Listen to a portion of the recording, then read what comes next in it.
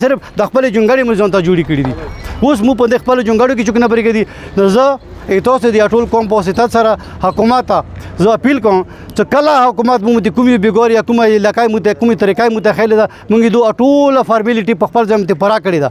کله کدو ویلي چې زه تاسو راشه دغه ځای ته مو سرچ اپریشن کوو مو سره خپل کسان شامل سره خپل لوس ورکړي سره په کور مو وګرځولو چې ته کې د سینې د شی واحد په مندرې کې مو سره دانه منه هیلپ کړه ده. هغه نه علاوه بیا چې کله راوړل ولې چې تاسو په خې طریقې سره تاسو سره کوم د چھوټا موټا وډوکا هتیار څه ده مو سره هتیار چیته دي اول په موږ کې زين ټول کله زراوان کې ورکې 15 लाख شن کو به بنه کې برابر 150 کور کې لاش شن کو به نشي مو پښین کو به هتیار مو دي څه کو ویلي سمو ته ضرورت نشته نو موږ دهشتګرد نه مو چا سره بدایشت نه دښمنه شته نه مو دا کاتې کو خبرال چې کله دوی دا اعلان وکړ نو مو ته رولو په خلر ذکرانه تور باندې رولو په دې کې مو دا ټول هتیار په خمسدار طریقې سره جام کړلو ویر مګړلو ویلي چې مو پر امن طریقې سره کوم غوښتل دا هتیار مو بل ځای پټه واښورو مو تخپل حواله کړلو سره د هر شي سره خو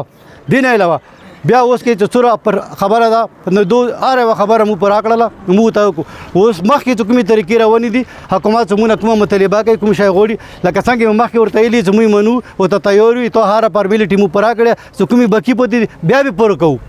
خدي دا مطلب نه چې تاسو ماته چې وځه پاکستان حکومت مو دا پیل ده چې کله پاکستان جوړ شو د موږ پاکستان ته مو ته کاري رکولای کته مو ته مزدوري رکولای کته مو ته چیر رکولای نو مو بارا به چې کولو نه مور رنگیز وړ کې څنګه دي 15 17 کول له وړ کې دي هغه د کرکټ او د کېلو ټیم زمانہ دغه مو په چې وکړلو پردې خلکو په خدمت کې مو تیر کړل عربو ته لوړ شو عربای سره کار څنګه هم مغولون د مو ژوندۍ تیر کړل کومه ژوندۍ نه هغه ماځ کې تیر کړل کدا مو ته حکومت دغه ځکه خیمه زدوري نو کاري راکړ مو ته فکرای لګولې سمونون راکړ نو مو عربو کې چی شکولو نن چې مو عربو کې د پیسې وګټلې مزدوري مو وکړل زنونه مو ورکړل خو ری مګړو زنونه مو د خپل جونګړي واړه کورونه ورکی جوړ کو اوس تمام دا کورته نه برګدي نور خو نه راګدي نه ما واسي نو حکومت اپیل کوم چې ته مهرباني وکړه چې مو په خپل ځای باندې پرېږدو دا روژه ده دا کلور شي د انګریزانو مځغه ته وخت ملکونو ته لوړ شه هغه به درته چې دا د مسلمانانو یوه مقدس مهینه ده روژه ده دې کې هغوی درته څه نه یي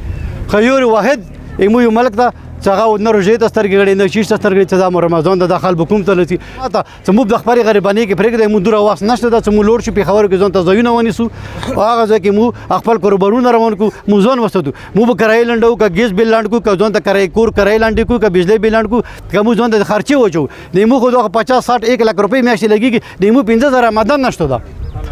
تاسو په دغه حکومت ته زه د اپیل کوم چې موږ ته آمدن نشته ده مهرباني وکړه چې موږ سره تا کومه کروي راخاصه ده دونه منه کروي دا د قابل برداشت نه ده موږ مهرباني وکړه چې موږ مخکې ته څه خبرې دي مو پوره کړي ان شاء الله اوس به موږ په خپلو خبرو نه غړېږو نه ښه ته موږ سره عدل او انصاف نه کار واخله تاسو خو هغه دنده شئ که نه